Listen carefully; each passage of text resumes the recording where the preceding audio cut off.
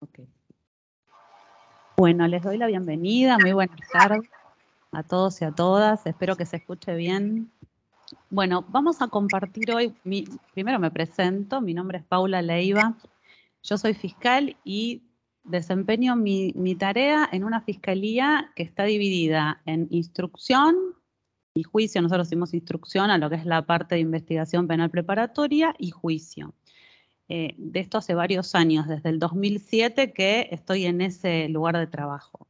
Y decidimos, digamos, por decisión también del fiscal general, que nos dio la libertad de que cada unidad funcional pueda desempeñar, digamos, pueda organizar su trabajo de acuerdo a lo que mejor, digamos, entendamos, es decir, el plantel que tenemos, más somos 3 fiscales, para poder entonces ejercer la función que es colectar la prueba, poder probar un hecho, la participación de las personas responsables del delito, eso llevándolo a la etapa entonces de juicio oral, que es, digamos, mi función. También me va a acompañar hoy la doctora Celeste Souto, que se va a presentar también. Celeste, no sé si querés. Bueno, me presento, yo soy, bueno, como voy a decir, Celeste Souto, soy defensora penal juvenil, acá en el Departamento Judicial de San Martín.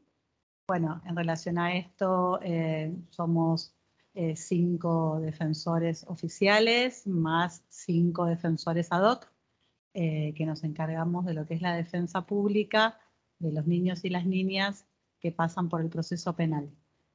Así que bueno, ahora creo que va a continuar Paula y después vamos a ver un poquitito de los órganos, la competencia y el proceso, las etapas del proceso penal juvenil, por lo menos para que ustedes tengan un pantallazo general de cuáles son las diferencias con el sistema de adultos.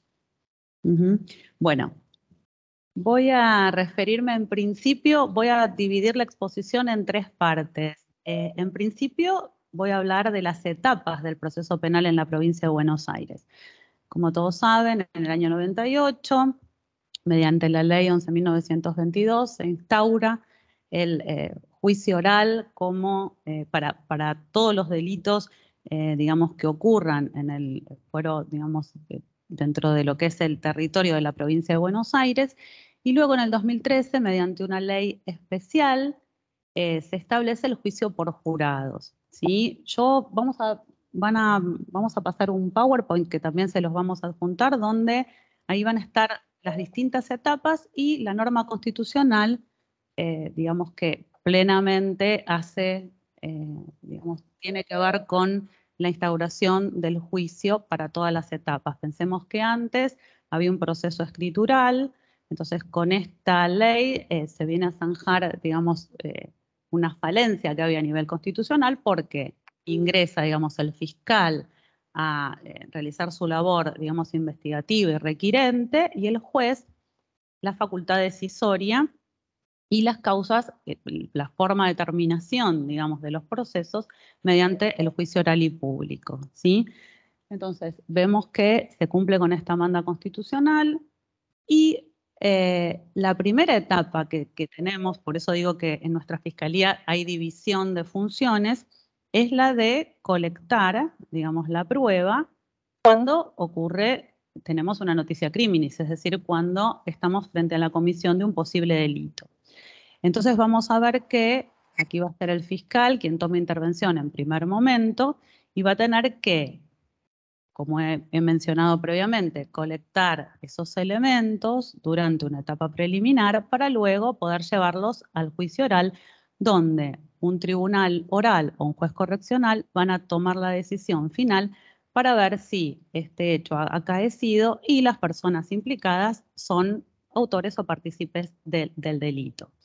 En torno a cómo debe ser llevada esta investigación, efectivamente el propio código siempre nos habla de cuestiones, digamos, y que también hacen a lo que es la gestión, tiene que ver con la eficacia, con la eficiencia. Creo que un fiscal debe tomar en consideración al momento de plantear las distintas hipótesis, porque pensemos que estamos ante un hecho, digamos, que acontece, puede ser mediante denuncia o por la propia prevención policial, que llegan a un lugar, por ahí es un hecho inclusive grave, como puede ser la muerte de una persona.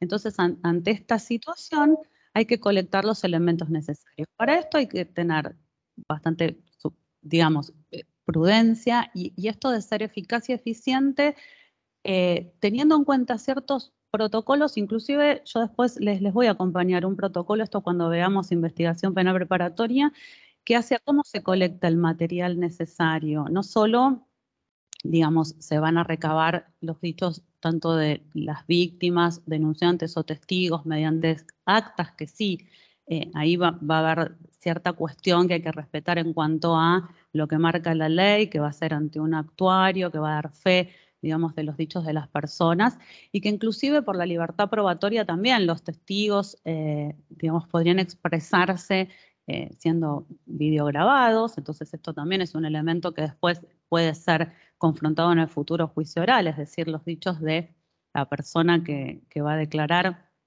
durante esta etapa preliminar, y luego sí en la etapa plena de juicio, cuando tenga que declarar, hacer esto, ¿no? Este juego de poder confrontar quizás algunos detalles que el fiscal va a tomar conocimiento entonces previamente con esta grabación o mediante un acta. Y en el protocolo que les voy a acompañar, ahí sí, cada especialidad, porque recordemos que ante un hecho van a intervenir peritos, que son, digamos, quienes tienen este conocimiento técnico y van a tener que colectar inclusive elementos materiales, donde va a haber ciertos resguardos que son importantes, como por ejemplo mantener la cadena de custodia. Hoy inclusive ya con cadena de custodia debe ir el elemento inclusive a la oficina de efectos de la Fiscalía. Entonces hay que respetar esto, porque después si no va a ser objetado en el juicio, porque no vamos a tener, digamos, identidad entre lo que se colecta y lo que luego va a ser usado como prueba en el debate. Entonces es importante esto, que la labor sea, digamos, realizada por profesionales que van a labrar luego sus actas y van a producir sus informes, pero lo importante es mantener esa prueba material custodiada y demás, y que los peritos puedan expresar qué es lo que de acuerdo a su ciencia y demás pueden aportar en relación a eso que se les ha encomendado. Recordemos que por la ley 11922 es el fiscal, y por la ley del Ministerio Público Fiscal, el fiscal va a dirigir la investigación. Y esto lo va a hacer, va a dar directivas y demás, en estos momentos a la policía de seguridad. En los hechos donde existen muertes violentas o quizás enfrentamientos armados, que el fiscal tiene la obligación de ir a la escena de los hechos, es decir, al lugar, vamos a encontrarnos con la policía y ellos van a acatar las directivas que el fiscal dé, ¿sí? Esto es porque, si bien existe en el ámbito de la procuración personas que pueden dar su experiencia técnica y demás en torno a ciertos puntos, como por ejemplo temas informáticos, lo cierto es que creo que es quizás el nuevo desafío o una deuda tener policía judicial que actúe como, digamos, en la investigación, ¿sí? Si bien las fiscalías cuentan con instructores, a veces esta tarea se desvirtuó con el tiempo. En vez de, sí, tener, igual acompañan al fiscal a los hechos, pero a veces hacen más trabajo quizás de escritorio y demás, que la función de poder investigar, recabar elementos, testigos en el lugar de los hechos, o quizá volver en otras oportunidades y colectar elementos. Entonces es importante esto, resaltar que es necesaria la policía judicial para que nosotros podamos entonces cumplir con cómo fue concebido el código desde un inicio, ¿no? Lo que fijó la ley, lo que quiso, que el fiscal pueda investigar y cuente no con policía de seguridad para la investigación, sino con policía judicial. Y por otra parte, otro desafío en la actualidad es el tema del expediente digital. La idea es que a futuro, porque pasa en otros países, inclusive en Chile, en algunas zonas ya tienen un proyecto que tiene que ver con cero papel, o sea, ya no recibir, digamos, siquiera denuncias o protocolizar, digamos, o adjuntar o tener un expediente de papel, sino hacer todo de manera, digamos, virtual. Entonces esto también, estamos en un periodo de transición, la idea es que a futuro esto ocurra y poder también, de hecho, ha agilizado un montón de trámites. Recordemos que antes teníamos que hacer las audiencias presenciales con el tiempo que eso implica, ir, desplazarnos y demás. Hoy podemos hacer audiencias, quizás no el pleno juicio oral, donde es verdad, la inmediatez y lo que se produce dentro de la sala es mucho más rico, obviamente. Entonces, el debate dejarlo para que sea presencial, pero las audiencias preliminares, si son sencillas, o audiencias para salidas alternativas o de otro tipo, es fundamental. Entonces, es importante usar estos elementos tecnológicos, ¿sí? Como vemos en la filmina, yo he dividido el proceso en 3 etapas. En la investigación penal preparatoria, en una etapa intermedia y la etapa del juicio oral o plenario, ¿sí? El código menciona estas etapas, sí, la etapa intermedia quizás está de manera implícita. Yo la ubicaría entre el momento en que el fiscal requiere y eleva la causa a juicio y la audiencia prevista en el artículo, creo que es 354, que es cuando se abre el debate oral. Esa etapa intermedia también es muy importante, si bien, digamos, cada etapa tiene sus particularidades. Lo cierto es que en la primera etapa el fiscal informalmente, porque recordemos que la IPP debe ser desformalizada. Yo he hablado de volcar en actas algunas cuestiones, pero lo importante es que se pueda, digamos, los elementos se vuelquen de manera, puede ser con una constancia y demás. Inclusive a veces los fiscales ahora con el tema de la sanción de la ley de víctimas se comunican telefónicamente, entonces se deja una mera constancia de un dato quizás que la víctima pudo aportar y que no está formalizado. Entonces, como he dicho, con una acta donde firma el secretario y demás. Entonces, la desformalización es importante en esta primera etapa. Recordemos que ese fue también otro vicio desde el año 98 de juntar como si fuera, digamos, de manera cronológica, además, formalizar todo, y entonces por eso el volumen del expediente papel. La idea hoy es distinta, es poder, inclusive como he dicho, se puede usar un soporte de video para poder volcar ciertas cuestiones, y esto va a ser preliminar para la decisión, entonces, en la etapa de juicio.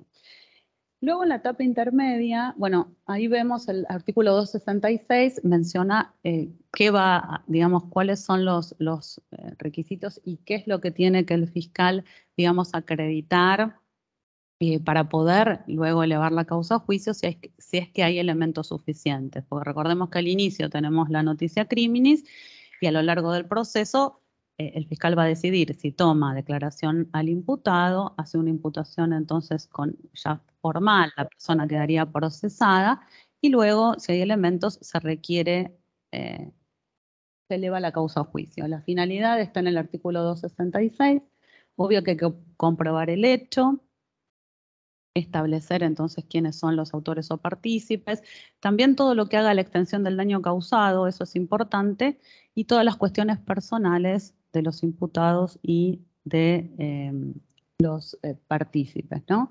Luego las circunstancias que agravan la calificación y demás, como también dice el inciso segundo, son importantes para, digamos, poder entonces plenamente en el debate acreditar las circunstancias.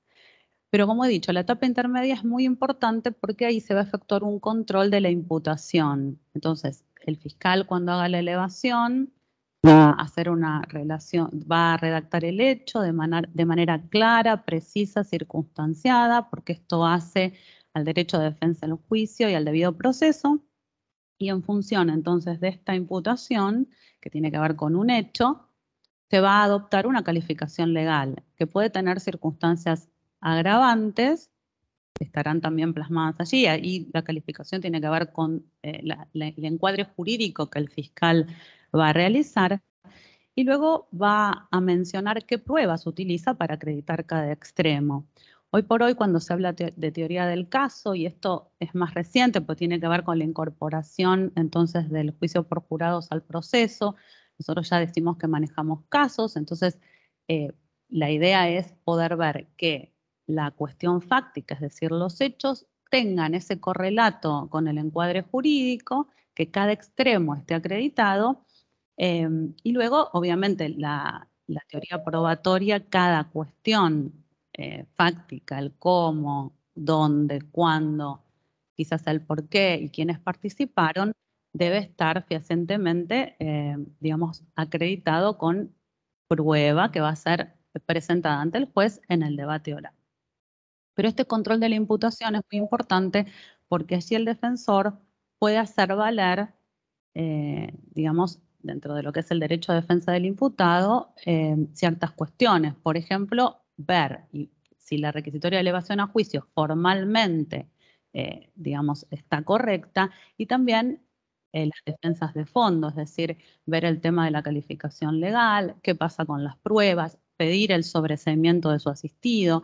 Entonces, toda esta primera cuestión, recordemos que elevada la causa a juicio hay 15 días para que el defensor pueda oponerse a la requisitoria de elevación a juicio, es muy importante.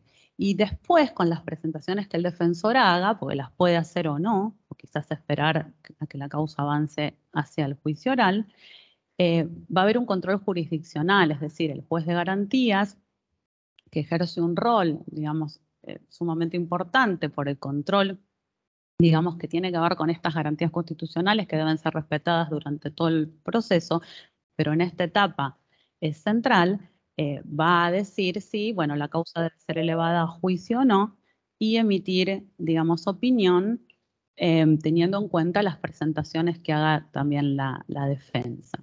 Entonces, superada esta etapa, que ahí se pueden plantear tanto cuestiones que hagan a la acción penal, es decir, si efectivamente el titular de la acción pública, que es el fiscal, podía proceder o no.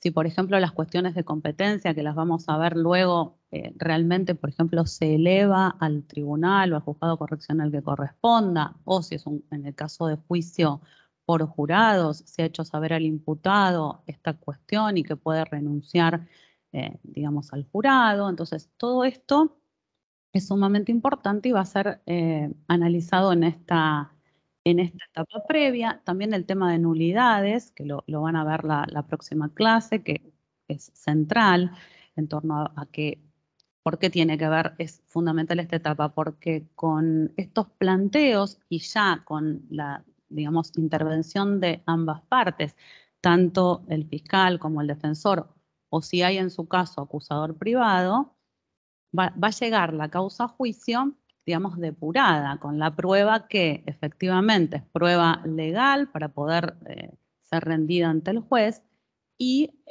con todas las cuestiones, entonces estas preliminares ya, digamos, ventiladas. Entonces, el juez va a tomar esta decisión de si eleva la causa a juicio o no. Si no la eleva, va obviamente a sobreseer entonces al imputado o imputados, y ahí sí el fiscal podría tener un recurso. Lo cierto es que si la persona, y esto volviendo a la etapa de la IPP, el fiscal lo que puede hacer, si decide no tomar declaración a tenor del 308 porque no considera que hay elementos suficientes, puede archivar la causa. El archivo, recordemos que no es algo definitivo, existe el plazo de la prescripción, y si, por ejemplo, la víctima aporta elementos o se presenta alguien como particular damnificado o el fiscal toma conocimiento de otros elementos para poder ser usados, se reabre ese archivo y la investigación puede continuar. El límite va a ser la prescripción de la acción, ¿no?, que marca el Código Penal en relación a cada delito.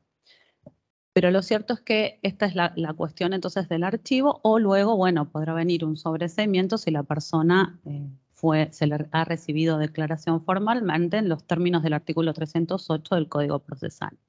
Y otra cuestión es que si no hay delito o no se pudiera proceder, como es el caso de la cosa juzgada, el fiscal puede desestimar, esto en la etapa de investigación, la denuncia que se hiciere, ¿sí?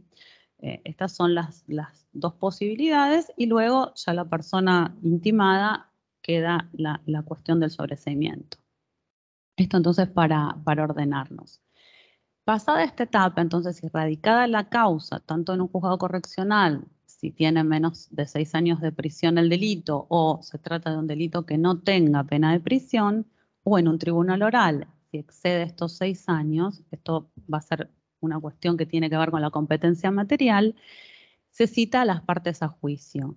Y esta etapa también es sumamente importante porque las partes van a proponer entonces las pruebas que van a utilizar, van a ver si, porque uno de los puntos es si pueden, digamos, existe la posibilidad de recusar a ese tribunal si es que hay motivos conforme lo indica la ley, y ofrecer estas pruebas. También se pueden plantear nulidades.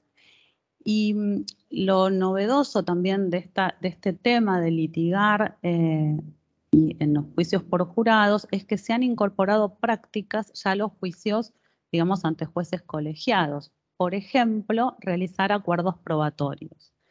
En este marco, entonces, las partes, es decir, la defensa con la fiscalía, podrían acordar en base a la prueba, digamos, por ejemplo, si tenemos acreditadas unas lesiones con un informe pericial, no llevar al perito al debate, sino decir que se encuentra aprobada la lesión, describir qué lesión es, cuándo, digamos, cuándo acaeció y todas las características en base a ese informe. Entonces ya queda acordado que la lesión está aprobada y no hay que ir y litigar entonces o presentar al perito para que hable en torno a ese punto. Y esto es importante porque ahorra mucho tiempo y esto tiene que ver con que al juicio vamos a ir con prueba que sea pertinente, que sea adecuada para probar el caso, y hay que evitar, sobre todo, prueba, por ejemplo, sobreabundante que no hace, digamos, a la cuestión. Si yo tengo acreditada la lesión, la defensa, por ejemplo, no objeta, ¿para qué llevar al perito y hablar del punto en el juicio? El juez ya se va a encontrar con que ese punto está acreditado. O en su caso, si quiero, no sé, probar, por ejemplo, una situación particular y tengo 5 testigos, quizás baste con que 2 de ellos declaren. Esta va a ser una cuestión estratégica de las partes, pero la idea es no tengo que presentar entonces a los 5 testigos para hablar del mismo punto. Y todas estas cuestiones se van a depurar en una audiencia preliminar, entonces a la realización del debate. Bueno, superada esta instancia entonces de la audiencia preliminar, donde también se van a tratar puntos que tengan que ver con salidas alternativas. Recordemos que se puede utilizar como salida alternativa el juicio abreviado, donde las partes acuerdan el monto de pena y la calificación legal. Entonces el juez va a dictar sentencia con las constancias que se encuentren, digamos, por escrito, sin la realización del juicio, o la suspensión del proceso a prueba, que tiene que ver con ciertos requisitos que debe reunir, digamos, la imputación, esto es, hacia el delito y a que el, digamos, imputado carezca de antecedentes penales. Recuerden que la suspensión del proceso a prueba está contemplada en el Código Penal, en el artículo 76 bis y siguientes. Entonces, estas son las 2 opciones que hay en ese momento para no llevar entonces la causa a debate.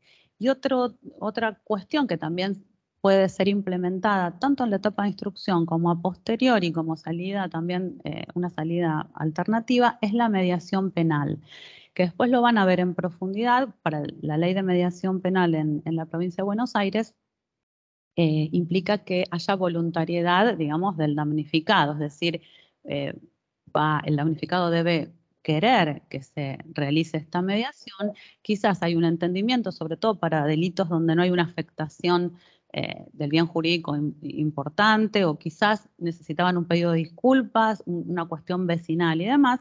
Entonces la mediación puede ser también utilizada tanto en la instrucción como en esta etapa antes de llegar al debate.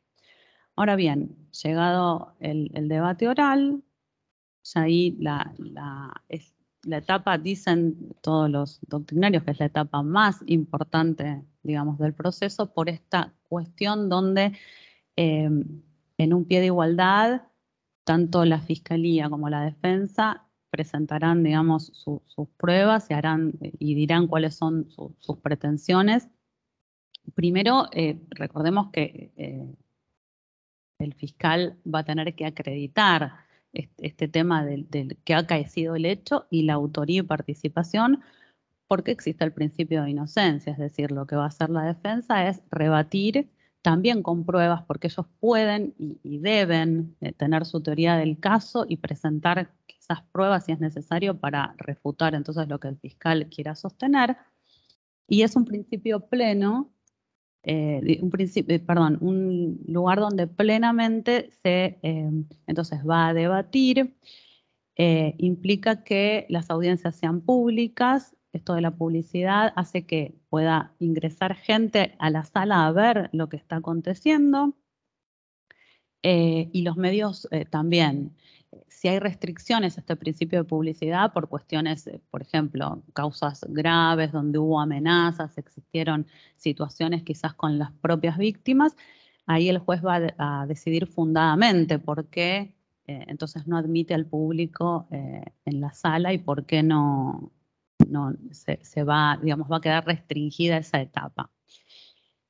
Por otra parte, como he dicho, existe contradicción, entonces la etapa de contradicción plena, donde se presenta cada parte, va a argumentar de acuerdo a su teoría del caso.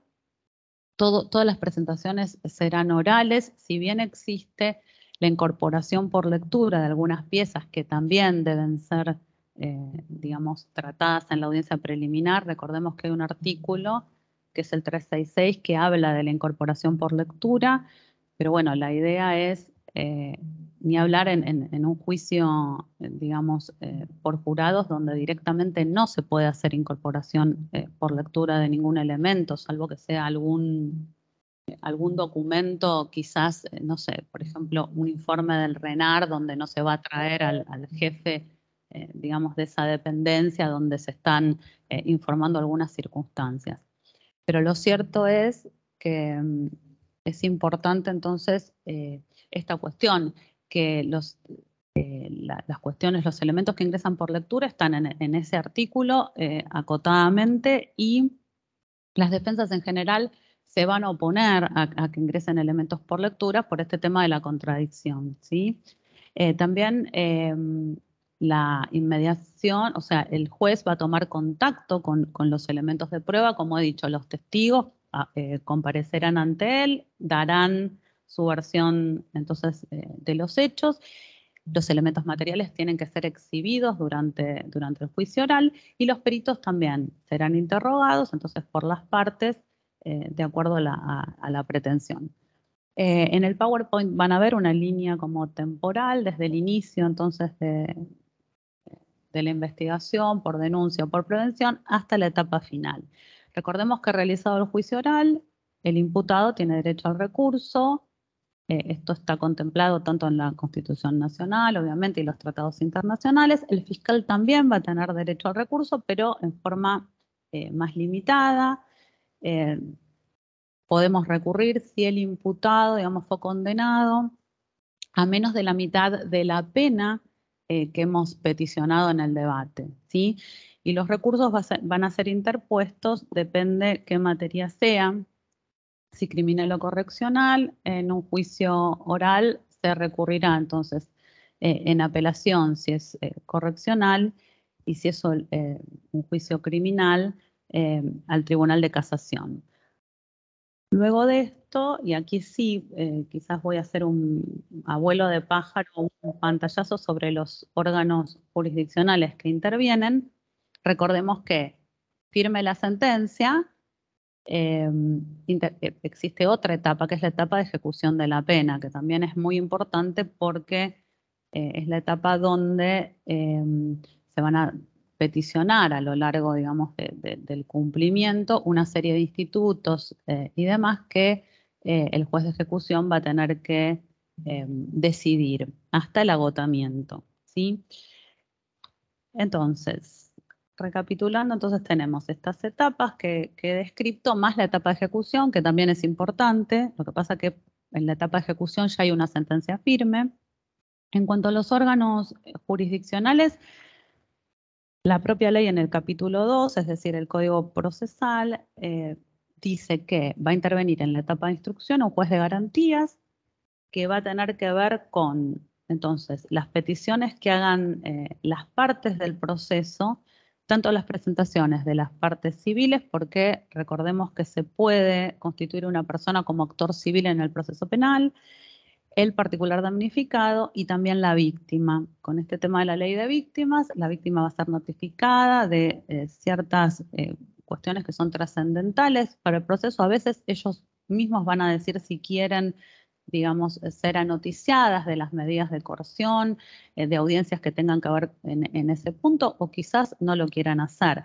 En las causas graves es importante que también la víctima se sienta acompañada. Por esto es notificada por el juez de garantías, pero también desde la fiscalía. Nosotros hacemos un acompañamiento. Ellos quieren saber sobre todo cómo es el avance del proceso, cuándo se va a hacer el juicio oral y sobre todo qué chances hay, en torno si son obviamente hechos graves, para lograr una condena y demás. Esa es la mayor preocupación. Así como desde el lado de la defensa, supongo que también el imputado está interesado en que se haga su juicio oral en tiempo y forma, por eso el tema del plazo razonable es importante, o sea, cumplir con los plazos que marca la ley. Para la investigación, recuerden, los plazos son acotados, son 4 meses, más 2 meses de prórroga, más 6 meses en total, si la investigación, digamos, es compleja.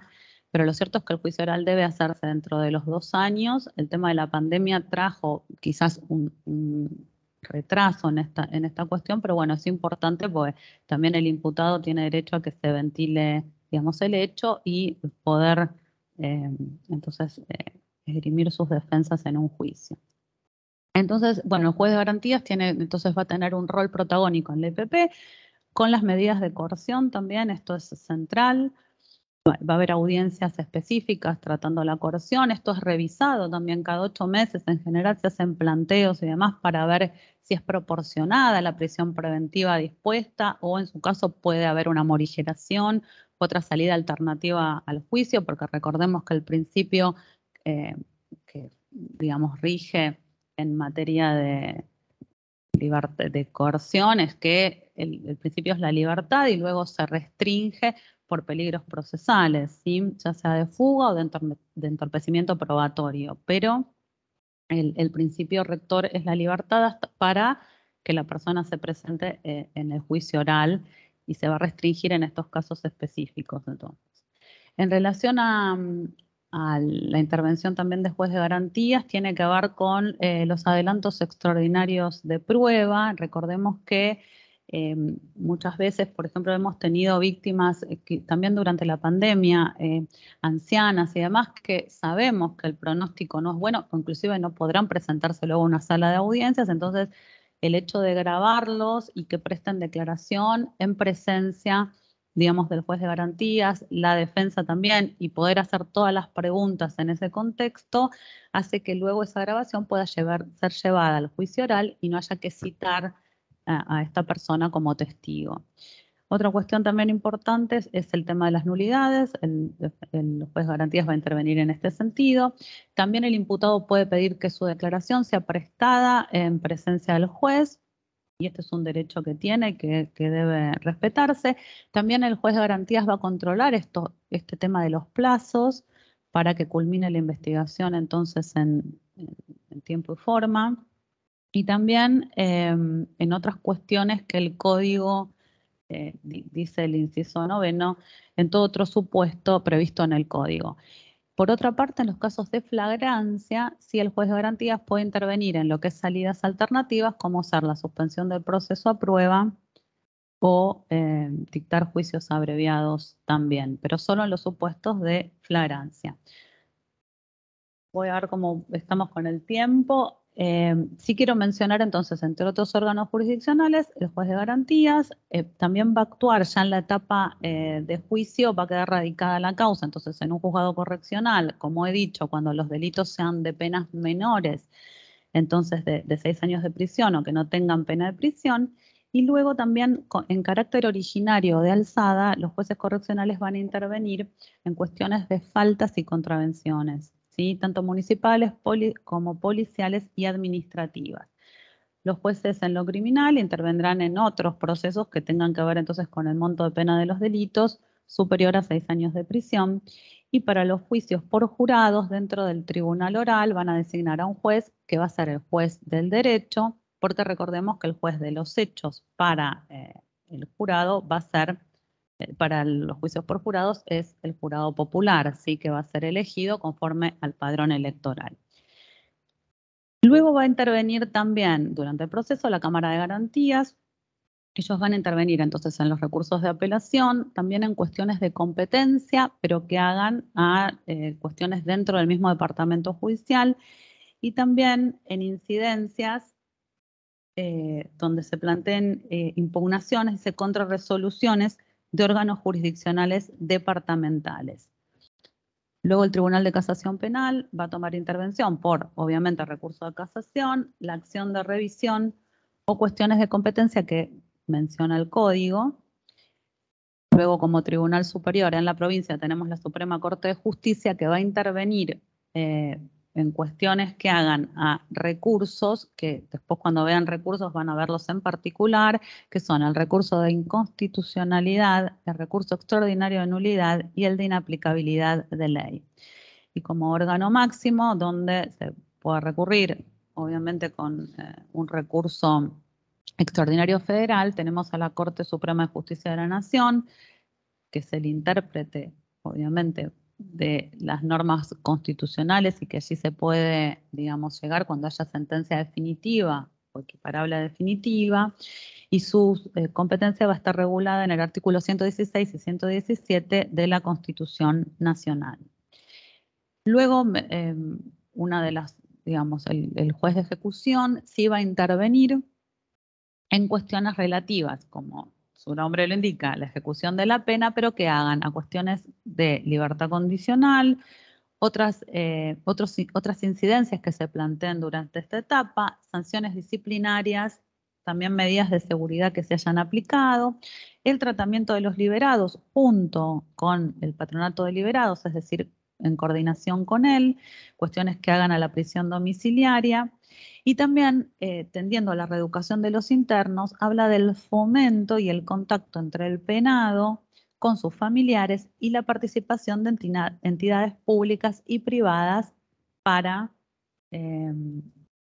digamos, propender a este fin que tiene que ver con la reinserción social de las personas que han sido entonces condenadas por un delito. Ahora me quedan, creo que 15 minutos. Voy a brevemente mencionar entonces el tema de las cuestiones de competencia. Recordemos que los jueces son quienes dicen el derecho, van a tener jurisdicción, pero esta jurisdicción va a ser acotada, además por cuestiones que tienen que ver con competencia específica, ¿sí? Entonces, la ley penal, el artículo 1 del Código Penal, establece que se va a aplicar, digamos, la ley a delitos cometidos dentro del territorio de la nación. Entonces, rige en esta cuestión de competencia el principio de territorio. Otros países adoptan otras digamos, otras cuestiones para fijar la competencia, no el principio de territorialidad, sí cuestiones como el principio de defensa, el principio universal o de justicia mundial, puede ser también el principio de personalidad o de nacionalidad, pero la Corte a lo largo de sus precedentes, inclusive la Corte Suprema de Justicia de la Nación, entonces ha establecido, y esto de acuerdo al artículo 1 del Código Penal, que la competencia tiene que ver con el territorio. Después se pueden generar situaciones que tienen que ver con cuando hay, por ejemplo, delitos continuados o delitos permanentes, o aquellos que los efectos son delitos a distancia, donde los efectos ocurren en otro lugar, que se susciten estas cuestiones entre los diferentes jueces para su intervención. Entonces, existen como dos teorías, así a grosso modo, una que tiene que ver con el lugar de ejecución entonces de los hechos, denominada teoría de la voluntad, y otra que tiene que ver con la aplicación, o intervención de los jueces donde se produce el resultado, o es donde se materialice este resultado. Lo cierto es que la Corte a lo largo, yo después les voy a dejar también los precedentes que ha dictado desde el año 68 por lo menos a la fecha, donde se basan y fundan en este principio de territorialidad. Para eso me voy a Les voy a dejar el fallo Ruiz Mira, Tamayo Cuesta, que tiene que ver, Dotti, que tiene que ver con esta situación, ¿no? De reforzar esta cuestión donde es el territorio lo que marca la competencia. Si vamos a nuestro código procesal, lo que vamos a ver es que en principio comienza a hablar en el capítulo, la sección segunda del capítulo 2, de la competencia por razón de la materia. Y aquí, ¿qué vamos a tener en cuenta entonces? Recordemos que los delitos, yo me he referido, por ejemplo, a los delitos correccionales y a los delitos criminales. Ahí la ley, el propio código en el artículo 26, establece que se va a tomar en cuenta para esta cuestión, por ejemplo, de materia criminal y correccional, el delito consumado y las agravantes de calificación. No así la acumulación si hay diferentes delitos con el mismo, digamos, con la misma o concurso de delitos para la competencia. Se va a tomar entonces cada delito con la circunstancia agravante.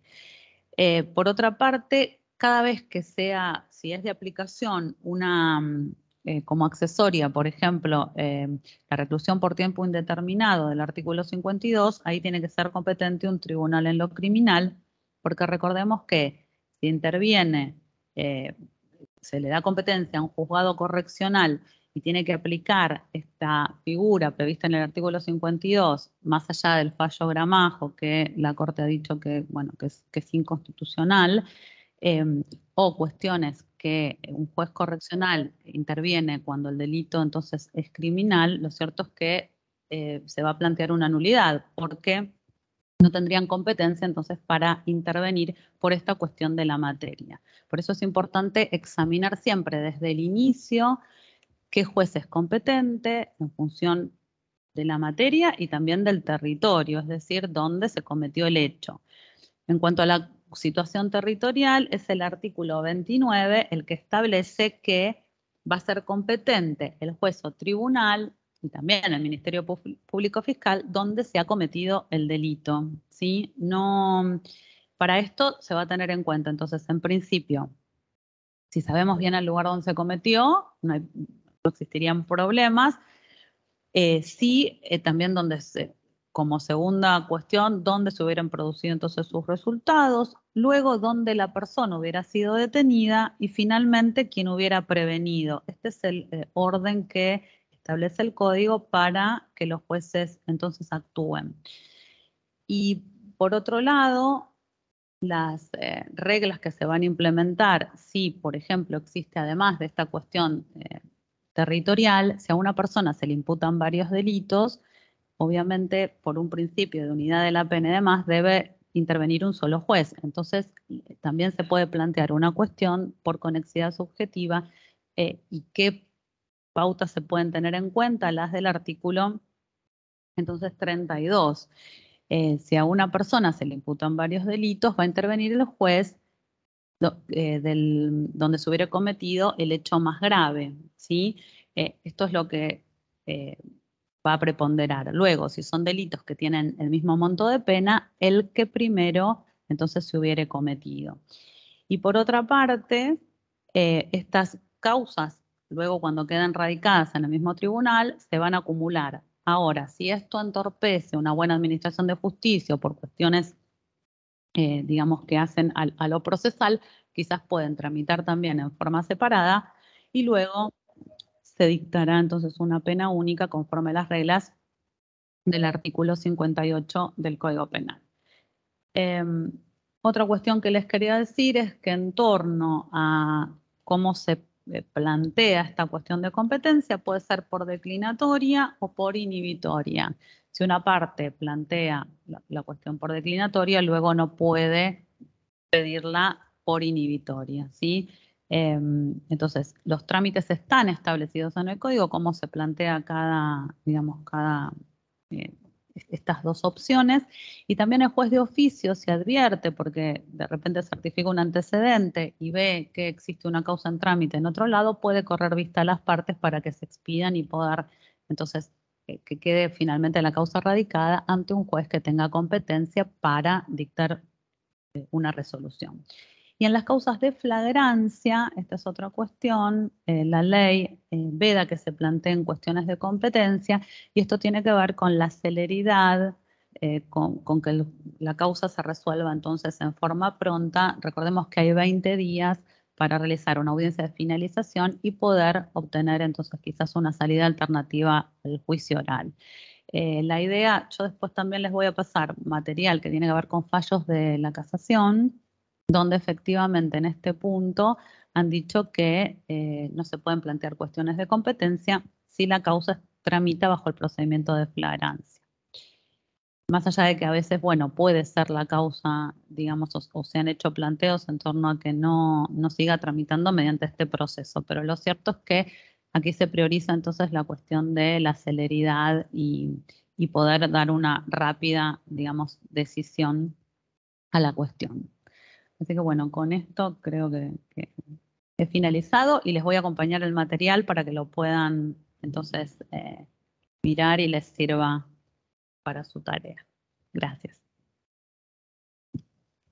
Bueno, vamos a continuar entonces ahora, como les decía al comienzo, con lo que sucede en el fuero de la responsabilidad penal juvenil, obviamente teniendo el marco de lo que es el Código Procesal Penal de la Provincia de Buenos Aires. Yo me voy a detener en aquellas cuestiones que hacen a la particularidad del fuero, porque ya Paula ha explicado más que suficientemente cuál es el proceso de corte acusatorio que marca, digamos, en definitiva, el proceso de los adultos. En este caso, en la generalidad se aplica en las cuestiones de prueba, en las cuestiones que tienen que ver con determinadas audiencias de prueba o de juicio con el Código de Adultos, pero la Ley Penal Juvenil tiene algunas particularidades propias que hacen justamente a la especialidad.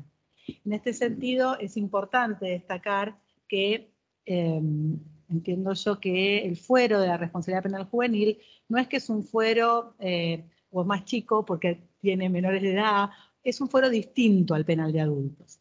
Y esto es así y debe ser así porque justamente cada uno de sus órganos, de sus competencias y de todo el proceso en general debe estar marcado por la particularidad de quienes resultan ser, en definitiva, los sujetos de derecho que, digamos, son captados por el sistema penal.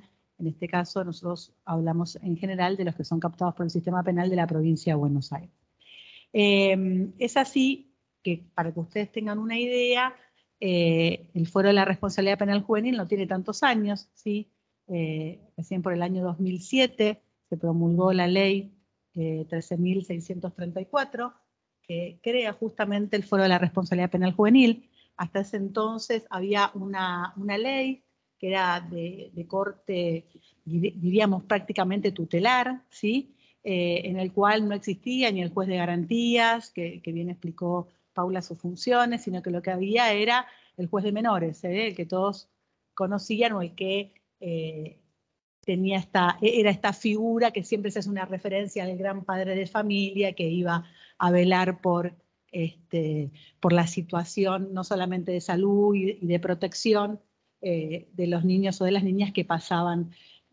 De hecho, no había fiscales que intervenían, ni tampoco existía la figura del defensor oficial, ¿sí? Lo que se encontraba era, más allá del tribunal de menores, es el asesor de menores, que en general había como una especie de especialidad dentro de los asesores, que eran los asesores que estaban especializados, decían, en menores, ¿sí? Y eran los que intervenían por la parte penal.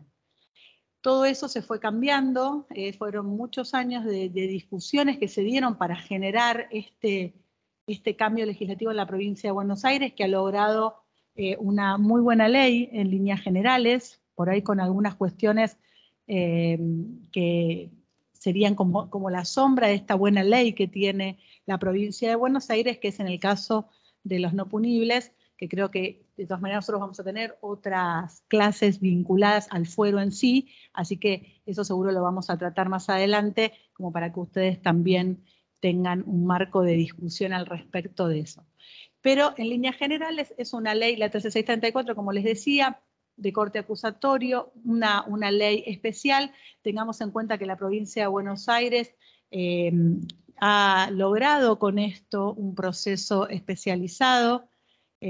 Todavía nuestro país tiene una deuda bastante importante en relación no solo a la ley nacional, sino que muchas de las provincias no pudieron todavía generar un fuero especializado, ¿sí? En muchas provincias ustedes van a encontrar que los que resuelven sobre las prisiones preventivas o sobre las medidas que se toman sobre los chicos están vinculadas a jueces de adultos, fiscales de adultos, y en muchos casos incluso interviene más bien los tribunales de familia, digamos, ahí cada provincia lo viene llevando adelante de distintas formas, pero no se ha logrado, como les digo, este cambio que le es requerido al Estado argentino, no solo a nivel provincial, por eso les digo a la provincia de Buenos Aires, en eso es pionera con una muy buena ley, pero a nivel nacional, digamos, hay una exigencia internacional para que el Estado argentino modifique, ¿sí?, el decreto ley 22278, que es un decreto del año 1980,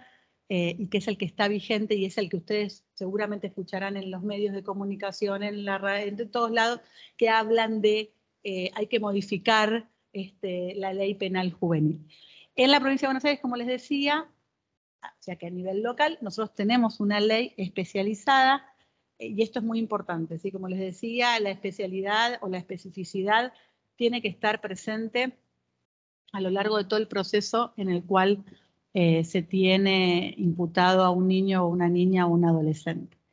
Entonces, me parece muy importante cuando tengan ustedes en cuenta este proceso penal juvenil, primero, que si bien debemos basarnos en el decreto ley que yo les mencionaba recién, 2278, que vendría a ser el decreto ley nacional o la ley nacional, fijarse que es una ley que está vigente de la época de la dictadura, desde donde se dictó, entonces también tiene como algunos artículos que tienen que ver con lo tutelar, ¿no? Con una mirada no estrictamente de derecho o de sujeto de derechos, pero bueno, es la ley que hoy tenemos vigente y en esa ley, además, en ese decreto ley, se establece quiénes son punibles para la ley o para el Estado argentino y quiénes no lo son. En esa ley se establece entonces que un niño no será punible si no ha cumplido los 16 años de edad, ¿sí? Y para el caso de los que hayan cumplido 16 años de edad, pero se traten de delitos cuya pena no exceda los 2 años, tampoco van a ser punibles, ¿sí? Para todo lo demás van a ser punibles y por lo tanto se va a poder realizar una investigación, un juicio a las personas que tengan entre 16 y 18 años de edad, ¿sí? También es importante en esa ley que ustedes tengan en cuenta que se establece en el artículo 4 la posibilidad, y esto es un detalle que obviamente no está en lo que es el proceso de adultos, que es la posibilidad que pese a haber sido condenado por el delito, otorgándole esta ley un poder discrecional a los jueces, puedan imponer la pena o reducir la pena o directamente no imponerla, aún habiendo sido condenado por el hecho, ¿sí? Este artículo 4 es dentro del sistema que nosotros llevamos adelante, es fundamental porque lo que se va a tener en cuenta en esa instancia va a ser justamente la necesidad de imponer pena o no, ¿sí? Para que ustedes tengan una idea, los principios generales que rigen en el sistema penal juvenil no solo es que las medidas privativas de libertad siempre deben ser por el menor tiempo posible y deben ser de carácter excepcional, conforme lo establece la Convención de los Derechos del Niño, ustedes lo habrán escuchado una y mil veces, sino que además al momento de evaluar la imposición de pena tiene que haber una necesidad real de imposición, ¿sí? Es decir, si no existe esa necesidad, si en el momento en el que se trata este artículo 4, que se va a tratar justamente la posibilidad de imponer pena o no, el joven lleva una vida común y alejado de lo que tiene que ver con el delito o ha cumplido los fines que persigue este fuero. Ustedes piensen que el fuero de la responsabilidad penal juvenil persigue determinados fines a cumplir. Esto quiere decir que la pena no se va a imponer simplemente porque se ha cometido un delito, ¿eh? Tiene que estar justificada en una necesidad real de su aplicación. Si no hay necesidad en el momento que se analiza la imposición de pena, entonces no debe imponerse la pena, ¿sí? Por eso es que el juez tiene esta particularidad y esta posibilidad de o imponer la pena, reducir la pena o no imponerla. Como les decía, al comienzo, bueno, se derogó entonces la ley anterior, que era esta ley 10.067, que era de corte tutelar, y entonces aparece, si bien se promulga en el 2007, entra en vigencia en la provincia de Buenos Aires a partir del año 2008, y va entrando en vigencia en los distintos departamentos judiciales. No entró en vigencia en todos automáticamente, sino que de acuerdo a cada departamento judicial empieza a regir la ley especial 13634, como les decía, en materia penal juvenil. Y también se aplica la ley 13298, que es la ley de protección, de promoción y protección integral de los derechos del niño, que había sido ya promulgada en diciembre del 2004, ¿sí? Es un sistema el que establece que es un sistema, como les decía recién, de promoción, de protección integral de los derechos del niño, que tiene que ver con las instituciones que el Estado va a poder establecer para lograr garantizar o efectivizar los derechos de los niños y de las niñas que pasan por la justicia. Entonces, en la ley 13634, como les decía, se establece dentro de la normativa penal juvenil los órganos judiciales que van a intervenir en este proceso, estableciendo como uno de sus órganos, obviamente, el Tribunal de Casación Penal, las cámaras de apelaciones y garantías en lo penal de cada departamento judicial, los tribunales de responsabilidad penal juvenil, los juzgados de responsabilidad penal juvenil, el juzgado de garantías del joven y el Ministerio Público, obviamente con el rol del defensor oficial y del fiscal, ¿sí? Entonces, es decir que la ley no solo deroga lo que era el antiguo o los antiguos tribunales de menores, sino que crea en los diferentes departamentos judiciales los órganos que no existían hasta entonces, como les mencioné antes, ¿sí? Esto es juzgado de responsabilidad, sobre todo, tribunales de responsabilidad penal juvenil y el juez de garantías, que tampoco existía como tal en el proceso anterior. ¿Sí? Además de eso, claramente la figura del defensor, que toma en definitiva el lugar que antes utilizaban los asesores de menores. En la provincia de Buenos Aires se da algo notable que a veces no sucede en el resto del país, que en la provincia de Buenos Aires, al ser tan grande y ser tan diferente cada departamento judicial, muchas veces sucede que lo que se aplica en un departamento judicial no es lo que se aplica en otro. Entonces vamos a encontrar que en aquella función antigua que tenía el asesor de menores, que se decía era una función esquizofrénica, porque ustedes fíjense que estaba para defender por un lado al chico o a la chica que estaba imputada de un delito, pero por el otro lado era en muchos casos quien le pedía la imposición de pena, si se pedía en relación a, bueno, sí, impongamos la pena. Entonces, eso hizo que en muchos casos los asesores de menores de aquel momento tomaran una postura, ¿sí? Es decir, bueno, yo voy a hacer las veces de defensor y entonces, bueno, lograban ese lugar, porque era muy difícil que pudieran, digamos, en definitiva, realizar su labor de manera tal que no entrara en contradicciones, ¿sí? Por eso es muy importante cuando se crea tanto la figura del fiscal especializado como del defensor especializado.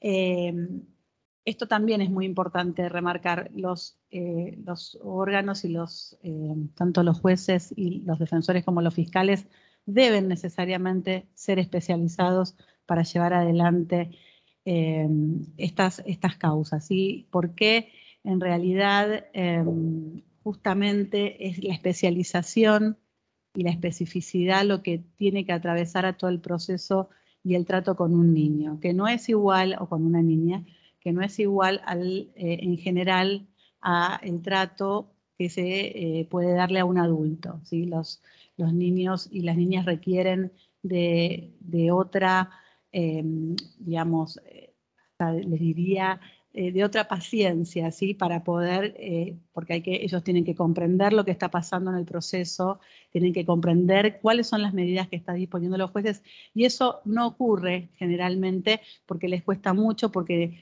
piensen que estamos hablando de niñas y niños que tienen vulnerados en general la mayoría de sus derechos, ¿sí? Sea el de la educación, el de la salud, a una vivienda digna, y así enumeramos la vulneración de derechos que tienen, que es enorme. Entonces cuesta mucho y les cuesta mucho comprender qué es lo que se les está diciendo, ¿sí?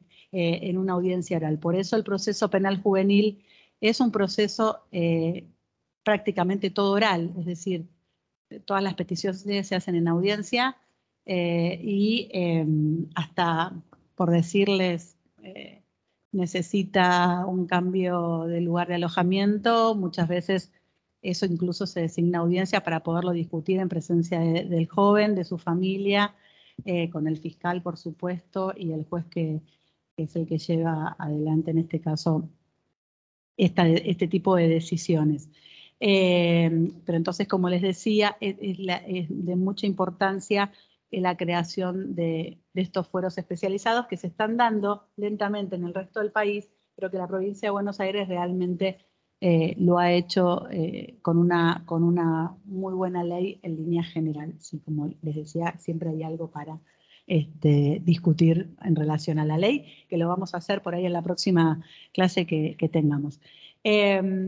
También se crea en el ámbito de la provincia de Buenos Aires, como les decía, un cuerpo técnico auxiliar, ¿sí? Que va a funcionar en cada departamento judicial.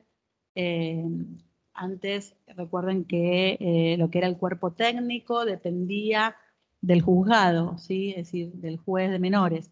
Bueno, esta ley también dispuso un cuerpo técnico que en realidad va a ser auxiliar tanto del defensor como del fiscal y del juzgado. O sea que los tres pueden pedirles informes. Imagínense ustedes que ante, por ejemplo, la detención de un chico o de una chica, para poder resolver si se le va a disponer o no una prisión preventiva, sí siempre pasa por el cuerpo técnico auxiliar. Ahí lo va a ver, el cuerpo técnico va a estar conformado por un trabajador social, por una psicóloga, un médico, y en algunos casos cuando es necesario, porque hay algún tipo de problemas de salud, también un psiquiatra, ¿sí? Como para que pueda hacer una evaluación, digamos, completa de la situación de salud de ese chico o de esa chica. Ahora bien, también como dijo Paula, también en este fuero podemos llegar a la Corte, a la Suprema Corte de Justicia de la Provincia de Buenos Aires, con las peticiones. Un detalle también en relación a lo que manifestó Paula, ahora yo les voy a remarcar que está vinculado con, digamos, cómo llegamos nosotros al Tribunal de Casación y cómo también a la Corte, es decir, y por qué motivos. Más allá de los recursos mencionados en este fuero, ustedes van a encontrar con que nosotros tenemos una sentencia, ¿sí?, de condena, supongamos, una primera sentencia donde el juez va a poder, sí, disponer la condena o la absolución, pero supongamos que se disponga una condena, ese fallo esa resolución, ese fallo es recurrible, ¿sí?, a la casación, y después podrá recurrirse a la Cámara, a la Corte, perdón, pero además de eso se vuelve a poder apelar cuando se resuelva en relación a la pena, ¿sí? Y acá hay una diferencia bastante importante con el sistema de adultos. En el sistema de adultos se hace un abreviado o juicio oral, más allá de la cesura de juicio, del tiempo de cesura de juicio, se impone pena, ¿sí?, si es condenada la persona. En este caso, ustedes piensen que en el fuero penal juvenil, como les dije al comienzo, un chico o una chica puede ser condenado y sin embargo después va a haber, como por decirlo de alguna manera, un segundo juicio en el que se va a valorar si es necesaria o no la imposición de pena. Eso se puede entonces, supongamos que el juez decida imponer pena, eso también se puede apelar y se puede recurrir, ¿sí? Así que eso ténganlo en cuenta también como una, digamos, como una cuestión diferencial totalmente del caso de los adultos. Sí. Sí, porque, claro, porque, mira, a ver, nosotros podemos hacer el juicio oral, ¿sí? Pero para imponer pena, la ley nacional, que es la que les mencionaba al principio, que es la 2278, establece que deben cumplirse una serie de requisitos para poder hablar de pena. Y uno de los requisitos es que el chico tenga 18 años cumplidos, ¿sí? Este es un tema muy particular, porque ustedes imagínense que si un chico tiene el juicio a los 16, tiene que esperar hasta los 18 para que le digan si lo van a, si, digamos, en definitiva, si le van a imponer la pena o no. Si bien es importante tener en cuenta digamos, que el tiempo de lo que es la cesura de juicio en el caso del Foro Penal Juvenil como garantía para el chico o la chica condenada es muy importante. Lo cierto es que hay que cumplir con esta serie de requisitos que la ley establece para poder, en definitiva, establecer si se le va a imponer pena o no. Uno es el requisito que te dije de la edad, el otro es que tenga el dictado de un auto de responsabilidad condenatorio y además de eso que haya pasado un año, la ley habla de un año en el cual el niño o la niña haya sido sometido a, digamos, a un tratamiento tutelar que no quiere decir que tiene que estar detenido, no, tiene que ver con lo que dura, digamos, el trámite de la causa. Eso es para poder hacer la audiencia de este artículo 4, que vos me referís. Bueno, unas cuestiones más que me parece importante resaltar. Yo les mencioné que se conformó el tribunal, a diferencia del juzgado de responsabilidad, y tenemos tribunal de responsabilidad. Bueno, el tribunal de responsabilidad obviamente va a intervenir, son 3 jueces, que van a entender en los que se llaman delitos graves, ¿sí? Por eso se forma tribunal. Es decir, que son los delitos, por ejemplo, que van a estar en el artículo 79 del Código Penal, en el 165, en el 142 bis, en el 119, párrafo tercero y cuarto, en el 170 también. Son todos delitos que tienen penas máximas altas. En esos casos interviene el tribunal, ¿sí? Interviene el tribunal y no el juzgado que va a intervenir en el resto de los delitos. Lo que les quería decir también es que tienen que tener en cuenta que en este fuero no se debe imponer ningún tipo de medida privativa de libertad perpetua, ¿sí? Digo no se debe y no porque pese a que esta prohibición existe, varios tribunales a lo largo de la historia han puesto penas de este tipo, ¿sí? Por las cuales el Estado argentino incluso ha sido condenado en varias oportunidades por el monto de pena que se le impone a las personas menores de edad. A veces uno ve y piensa que esto ocurrió antes o antes de la convención o que con la convención cambió todo y esto no es así. Las penas que se imponen en la provincia de Buenos Aires, sobre todo, pese a tener incluso esta ley especial, son penas muy altas para los menores de edad.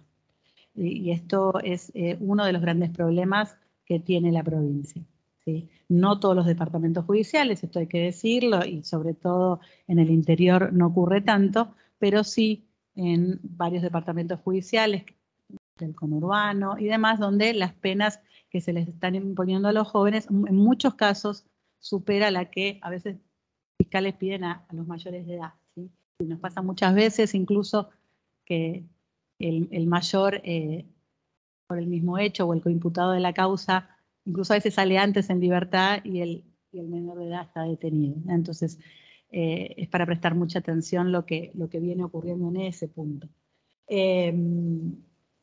Bueno, entonces le decía, importante tener en cuenta esto, que intervienen, en qué causas intervienen los tribunales de responsabilidad penal juvenil, y establece la ley también, para que ustedes tengan una idea, que cuando, como digamos que no todos los departamentos judiciales tienen la misma cantidad de jueces nombrados y de juzgados. Entonces, ¿qué pasa? Hay departamentos judiciales que de repente tienen un juez de responsabilidad. Entonces, cuando tiene que conformar tribunal, ¿cómo lo hace? Bueno, la ley 13634 establece cómo debe conformarse, digamos, los tribunales de responsabilidad penal juvenil, y en este sentido, bueno, establece que puede hacerse con el juez de garantías que no haya intervenido, que puede hacerlo también con otros jueces que también que sean especializados y que va a ser sorteado, digamos, por la Corte, quienes son de otros departamentos judiciales para conformar esto. En la práctica, muchas veces sucede que se terminan conformando para un juicio tribunales con jueces de adultos, ¿sí? Pasa muy a menudo. Bueno, tratamos de que eso no sea así, pero en la realidad puede llegar a ocurrir, y en más de una oportunidad ha ocurrido, ¿sí? Sí, es por el juez de responsabilidad. Si fue un delito que no es de tribunal, lo controla el juez de responsabilidad.